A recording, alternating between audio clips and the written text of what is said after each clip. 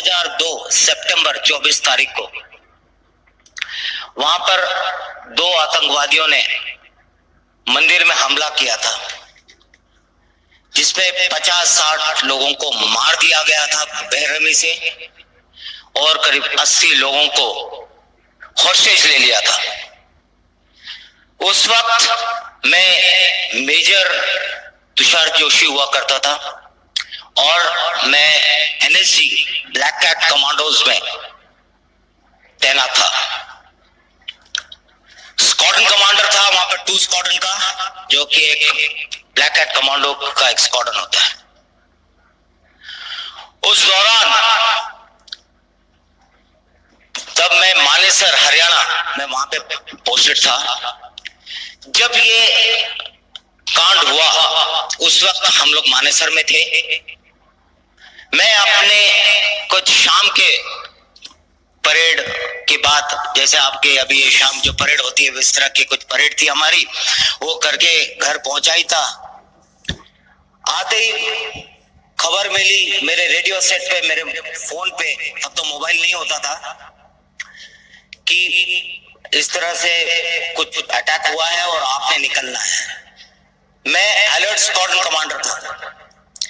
मैं जिस हालात में था उसी हालात में घर से निकला और सीधा पालम एयरपोर्ट दिल्ली के लिए रवाना हुआ। साथ में मेरी टुकड़ी जो थी वो भी अपने हमारी गाड़ियों में बैठ के एयरपोर्ट पे पहुंच गई। वहां पर हमारे लिए फौजी जो प्लेन होता है IL-76 वो तैयार था। हम उसमें बैठ के हम सीधा अहमदाबाद पहुंचे। अहमदाबाद पहुंचते ही वहां पर हमारे पास हमारे लिए पुलिस की गाड़ियां आ गई थी लेने के लिए, और हम तुरंत वहां से गांधीनगर अक्षरधाम पहुंचे। और हवाई जहाज के दौरान मैंने अपने कमांडोज को ब्रीफ किया। मैंने उनको सिर्फ ये बताया कि है ना, मुझे सिर्फ इतनी खबर मिली है कि यहाँ पर ऐसा ऐसा हुआ है, और मैंने टीवी ऑन किया था और टीवी में मैंने देखा है कि एक अक्षरधाम मंदिर, मुझे अक्षरधाम मंदिर भी पता नहीं था तब। एक अक्षरधाम मंदिर है गांधीनगर में, वहां पर आतंकवादियों ने हमला कर दिया है और वहां और हॉस्टेज ले रखे हैं, बंधक बना रखे, उनको हमने छुड़ाना। ये तकरीबन शाम को 5 बजे की बात है, 24 सितंबर 2002 को। हम वहां से पहुंचे गांधीनगर। पहुंचते पहुंचते 10, साढ़े 10, 11 बज गए थे। वहां पहुंचने के बाद वहां पर जो ऑपरेशनल रिस्पॉन्सिबिलिटी होती है वो मुझे हैंडओवर कर दी गई। तब के आईजी थे मिस्टर चक्रवर्ती, उन्होंने मुझे ब्रीफ किया लास्ट में कहां पर उन्होंने आतंकवादियों को देखा। मैं आपको कुछ फोटोज दिखाऊंगा मेरे बताने के बाद, मेरी पूरी इसके बाद आपको बताऊंगा तो आपको अपने आप ज्ञात हो जाएगा।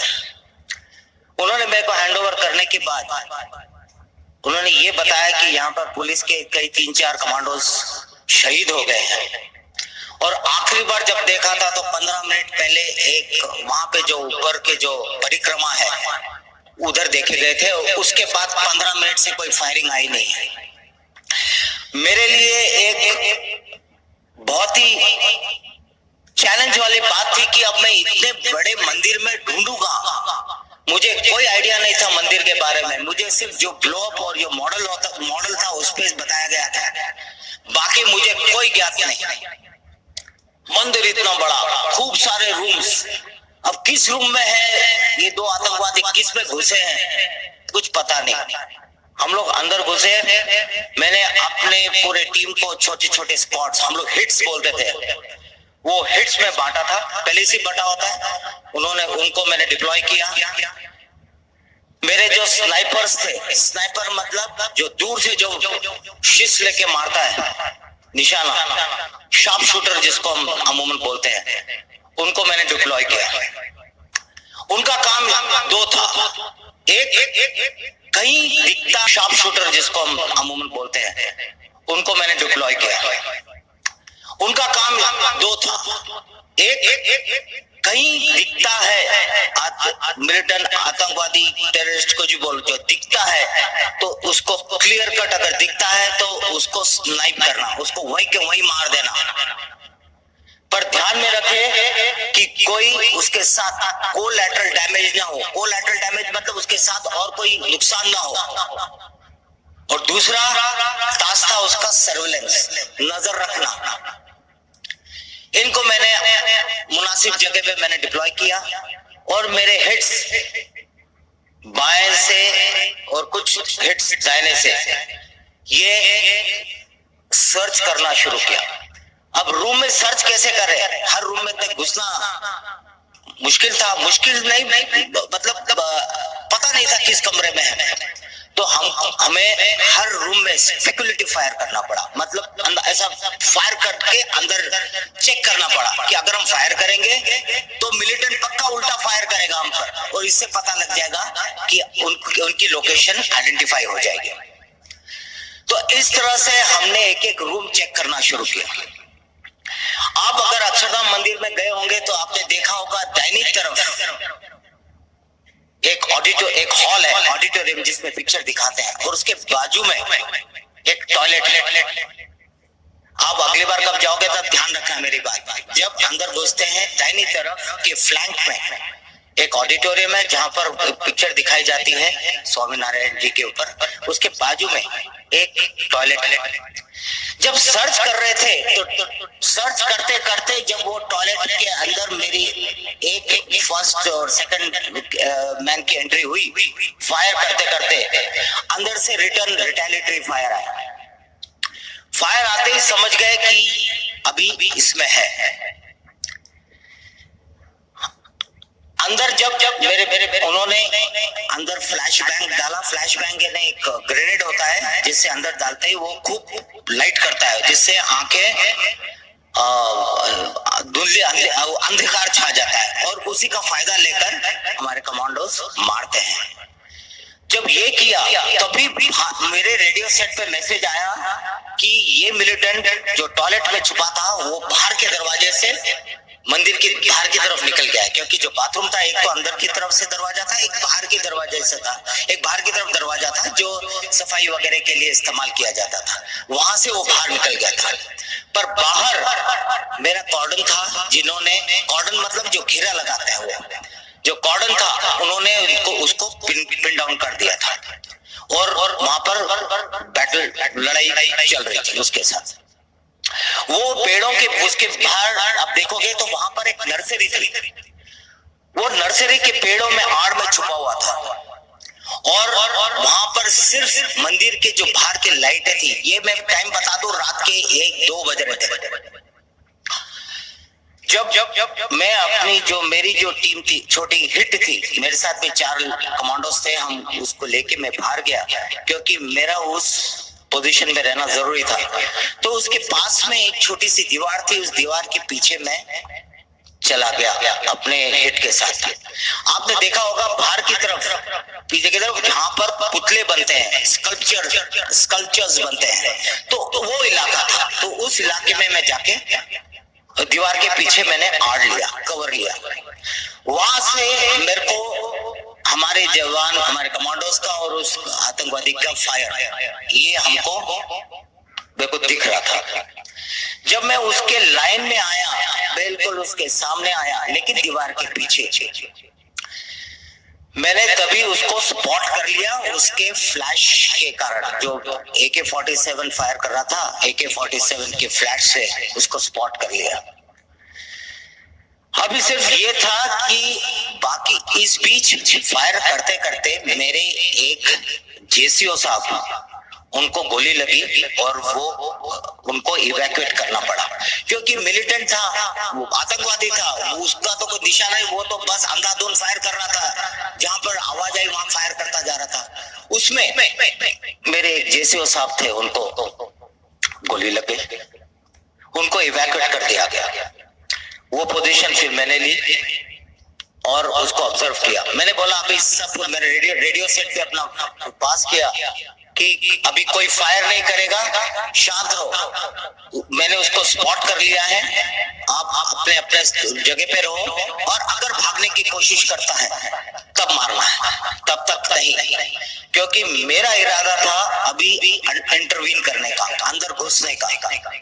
क्योंकि ऐसे वो मारेगा तो और मेरे 3-4 लोगों को ले जाएगा।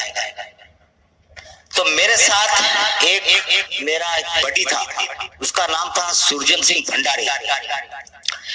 आपने कहीं सुना होगा वो अक्षरधाम, आप तो बच्चे तब तो पैदा भी नहीं हुए होंगे, जो स्वामी जी होंगे और बाकी के जो बुजुर्ग होंगे उनको पता होगा। एक उसके कई 1 साल तक एक सुरजन सिंह भंडारी अक्षरधाम कमांडो अहमदाबाद हॉस्पिटल में कोमा में है, ये आपने कई बार पढ़ा होगा, सुना होगा। ये वही जवान था, वो मेरे साथ मेरा बडी था। मैंने उसके ऊपर नजर रखा, उस मिलिटेंट के ऊपर, उसके फ्लैश के ऊपर। मेरी नजर सिर्फ फ्लैश के ऊपर थी कि उसको स्पॉट करना था। मैंने सुरजन सिंह को बोला, बेटे वो मुझे दिख गया है और अभी हमने दीवार को कूदना है। दीवार इतनी छोटी थी, 3-4 फुट की दीवार थी और उसके ऊपर ऐसे स्पाइक्स, ऐसे पोल लगे थे और उसके ऊपर लाइटें थी। मैं यहाँ पर एनवीडी से नाइट विजन डिवाइस से भी नहीं देख सकता था, क्योंकि वो लाइट का जब नाइट विजन डिवाइस में पड़ता है तो वो इफेक्टिव नहीं होता है। मुझे ये थोड़ा सा प्रॉब्लम आ रही थी, क्योंकि उसको हम लोग दिख रहे थे, क्योंकि हमारे पीछे सिटी की लाइट्स थी, मंदिर की लाइट्स थी, इसलिए हमारे सर उसको दिख रहे थे। तो मेरा उठना भी खतरे से खाली नहीं था, पर मारना जरूरी था। मैंने सुरजन को बोला, बेटे मैंने उसको देख लिया है, मैं स्टैंड बाय गो बोलूंगा, उसमें हम लोग ग्रेनेड फेंकेंगे, उस ग्रेनेड के ब्लास्ट के साथ हम उठेंगे और हमारे पास जो MP5 वेपन था हम उसको फायर करेंगे, जिससे उसको एक्शन रिएक्ट करने के लिए मौका ना मिले। हुआ वही, मैंने बोला स्टैंड बाय गो। हम खड़े हुए, हमने ग्रेनेड फेंका और हमने हमारे हथियार फायर किए, और उसी फायर में उसने उल्टा फायर किया। ये तो बाद में पता लगा कि वो मरते मरते फायर कर रहा था, लेकिन उसने फायर किया और उस बस्ट में मेरे सुरजन सिंह भंडारी को कि यहाँ पर ब्रेन स्टेम होता है या कुछ खास नस होती, उस पे लगी और वो ढक करके नीचे गिर गया। और उसी बर्स्ट में उसको यहाँ लगी और मुझे गर्दन पे लगी, यहाँ काट के चले गया।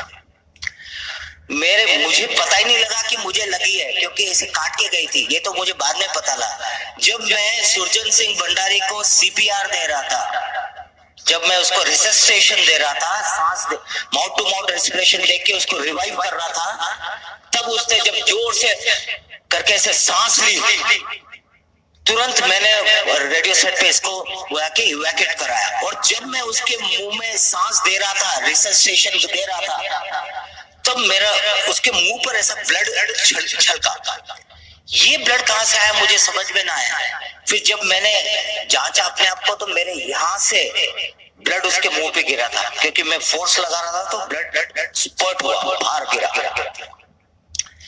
तब जब मुझे पता लगा कि यहाँ पे कटा है, तब मुझे उसके बाद दर्द होने लगा। तब तक काफी टाइम हो गया था, क्योंकि बॉडी गर्म थी, सामने दुश्मन था, तो इसमें मुझे पता नहीं लगा। लेकिन ऐसे काट के चले गया, कुछ मुंह दांत मेरे टूट गए, वो हो गया था। तो बाद में जब बॉडी ठंडी हुई तब पता लगा कि मुझे चोट लगी है, पर मुझे कुछ हो नहीं रहा था, ऐसा कुछ वीकनेस वगैरह कुछ फील नहीं हो रहा था। तो मैंने अपना पटका बांधा और फिर तब तक मेरा दूसरा बडी आया और हम कूद के अंदर गए। तब तक कुछ फायर नहीं हुआ, तब जाके देखा तो वो मरा पड़ा था। हो सकता है वो मरते मरते उसने जो फायर किया और मेरा नुकसान कर गया। अभी था तो एक ही मरा था, अब दूसरा कहाँ है? दूसरा ढूंढना और मुश्किल हो गया, क्योंकि ये भी खबर मिली थी कि करीब 80 लोगों को उसने बंधक लिया है। वो कहाँ लिया है? पर जब इनिशियल में जो सर्च हम कर रहे थे, तब वहां के हिट ने मेरे को मैसेज दिया कि साहब यहाँ पर इस ऑडिटोरियम से कुछ औरतों की और बच्चों की अंदर से रोने की आवाज आ रही है।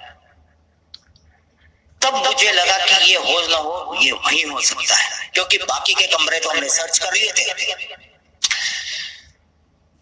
मेरी टीम उसको उस कमरे को कॉर्डन कर लिया, एक बाहर का कॉर्डन लगा था, क्लोज इन हो गए, पास में पहुंचे। मेरे स्नाइपर्स जो मैंने शुरू में बताया, जो सर्वेलेंस कर रहे थे, उनको मैंने थोड़ा सा रीएडजस्ट किया और उनको बोला कि उस दरवाजे पे नजर रखो, कोई खबर कुछ होता है तो, क्योंकि मैं देख नहीं पा रहा था, क्योंकि मैं आड़ में था। तो वहां से ऊपर जहां स्नाइपर लगाया था, वहां से वो सर्वेलेंस कर रहे थे। इतने देर में मैंने सबको बता दिया कि अभी इसके साथ उस टेररिस्ट को बाहर कैसे निकालें, ये जरूरी था। ये जरूरी था कि अगर नॉर्मल अमूमन हमारी जो ड्रिल होती है, हमारा जो तरीका होता है कि दरवाजा पे ब्लास्ट किया और अंदर गए और मारा, ये हम यहाँ पर नहीं कर सकते थे, क्योंकि अंदर सिविलियन बंधक थे। हमारे इस कार्रवाई के कारण हम कोई नुकसान न पहुंचाए, ये टेंशन था। ये खास मतलब बहुत ही जरूरी था कि हम सिर्फ टेररिस्ट को ही मारे, कोई कोलैटरल डैमेज ना हो। तो ये दिमाग में रखते हुए मुझे थोड़ा सा खेल खेलना पड़ा, उसको हम बोलते हैं साइकोलॉजिकल ऑप्स, साइऑप्स, उसके मन से खेलना। मैंने सारे जितने फायरिंग अभी तक चल रही थी सब मैंने बंद करवा दी। मैंने कह दिया अभी कोई फायर नहीं होगा, शांत, बिल्कुल। मैंने रेडियो सेट पे पास कर दिया, सब शांत रहो, और ऐसा होना चाहिए कि कोई आवाज ही नहीं आए, कुछ भी ना आए। और इतनी देर में मैं और मेरा जो दूसरा बड़ी आ गया था सुरजन सिंह के बदले में, हम लोग ऊपर गए। वहां से एक सीढ़ी थी, एक जो रिपेयर मेंटेनेंस के लिए जो ऐसी क्रेन होती है, ऐसी सीढ़ी जो ऐसे ऐसे लंबी होती है, तो उस पे चढ़ के हम लोग छत पे गए।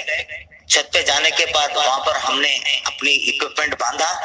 एक एक्सलिंग करके एक इक्विपमेंट होता है जो ऊंचे बिल्डिंग से नीचे उतरते हैं और जो कंट्रोल करके उतरते हैं, कंट्रोल डिसेंडर, जिसमें हम दबाते हैं तो हमारे बॉडी वेट से हम नीचे आते हैं, और हैंड फ्री, और छोड़ दो तो लटक जाते हैं। तो ये हैंड फ्री होता है, इसको कहते हैं एब्सेलिंग। एब्सेलिंग का इक्विपमेंट बांधा और हम दोनों नीचे उतरे। आप थोड़ा सा ध्यान अपने अक्षरधाम मंदिर की तरफ ले जाएं, और जहां पर वो ऑडिटोरियम था उसके ऊपर की जो छत है वो ऊपर के कॉरिडोर बनता है। तो उस छत तक, ये हॉल नंबर 5 है, if I am not wrong, hall number 5 है। आप जब भी जाओगे अगली बार ध्यान रखना। तो उस हॉल के उस दरवाजे के सामने ऊपर वाले छत के ऊपर हम दोनों खड़े हो गए, ऐसे टिक गए। अभी बात यही हुआ, हम वहां लटकते रहे। मेरा प्लान था कि अगर वो दरवाजा, क्योंकि था वो एक ही दरवाजा, बाहर आना था तो उसी से ही, और उस दरवाजे को मेरे स्नाइपर ने कवर कर रखा था और मेरे हिट्स ने भी कवर कर रखा था। पर स्नाइपर को मैंने हुक्म दिया था कि अगर वो अकेला क्लियर दिखता है तो मारना। हम करीब 10, 15, 20 मिनट हम लोग लटके रहे। ऐसा हार्नेस बनता है पूरा, बनने के बाद ऐसे हम लटके रहे, पकड़कर।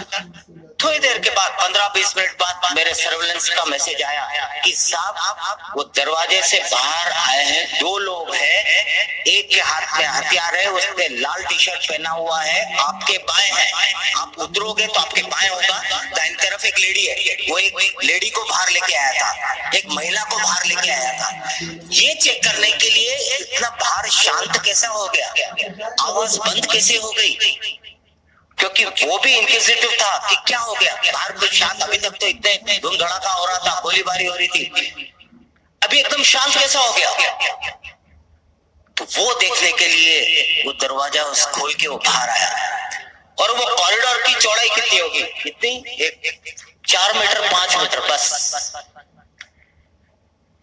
मैं उसके मेरा प्लान था उसके सामने उतरकर उसको मारने का, लेकिन जैसे ही मेरे साथ जो था उसका नाम था दुर्गा, मैंने उसको बोला दुर्गा तेरे को डर तो नहीं लग रहा है? तो बोला साहब आप हो मेरे साथ, मुझे डर किस बात का।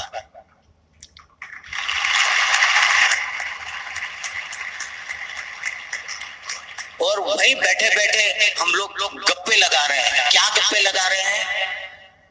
मैं उस वक्त ये हालात थी जो अभी हमारे जो डॉक्टर विक्रम एक्स डीजीपी जो बता के गए कि लड़ाई के पहले गोली तैयार रहती है, अगर तुम्हारे नाम पे गोली बनी नहीं है तो कोई तुम्हें मार नहीं सकता। यही बात मैंने दुर्गा को बोला, बेटे अभी हम उतर रहे हैं, डरना मत। नहीं साहब, आप हो मेरे साथ, मुझे डर नहीं। लेकिन एक बात बताऊं, डर तो मुझे भी लग रहा था क्योंकि मैं इंसान हूं, लेकिन हमारे ट्रेनिंग ने ये बताया कि डर के आगे भी जीत है। डरते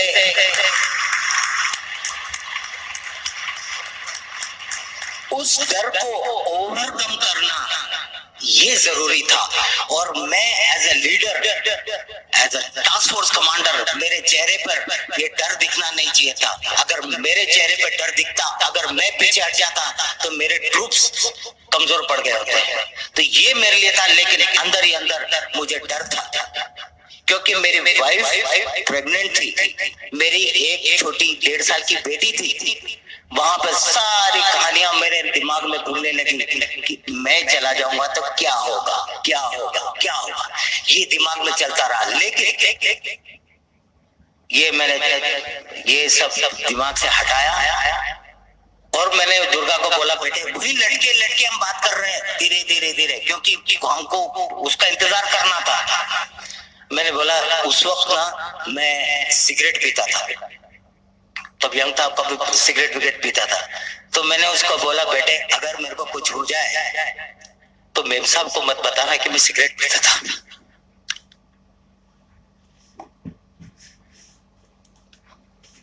उसको भी इस तरह से लगा कि साहब आप ऐसी क्यों बात कर रहे हो, कुछ नहीं होगा। अभी भी मैं वो बात सोचता हूं तो मेरे रोंगटे खड़े हो जाते हैं। इतने में स्नाइपर का मैसेज आया, सब वो बाहर आ गया फिर से, और सेम वही पोजीशन है, लेकिन अभी एक आदमी को बाहर लेके आया है। मैंने बोला, दुर्गा बेटे चलो। मैंने स्टैंड बाय गो बोला हम, और उसको सिंगल शॉट पे रखा, वेपन को सिंगल शॉट पे रखा। बर्स्ट, एक सिंगल शॉट मोड होता है, एक बर्स्ट मोड होता है। बर्स्ट पे करेंगे तो कई गोलियां जाती है, उसमें कोलैटरल 7 वाला मरने का था, इसलिए मैं सिंगल शॉट मारा। अब दिमाग में ये था कि अगर मैं पहले मारूंगा तो मैं जीऊंगा, अगर उसने पहले मारेगा तो वो जिएगा। इसी मैं बोला स्टैंड बाय गो बोला, और हम सीधा उसके सामने, मतलब 5 मीटर जहां पर ये कैमरा वाला है, बस उसी वहां होगा, और मैं यहाँ था, उसके सामने उतरा। उतरते एक गोली फायर, फिर गोली बीचों बीच, और वो ढाक दी।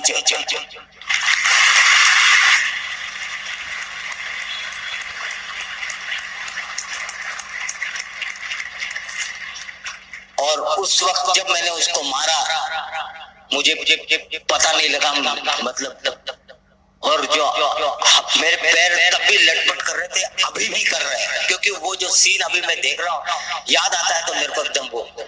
और जैसे ही वो गिरा, मेरे बाकी के ग्रुप्स आए और उसकी बॉडी पकड़ के खींचे। वो तय के ऑन द स्पॉट मारा, मैं आपको फोटो दिखाऊंगा उसका।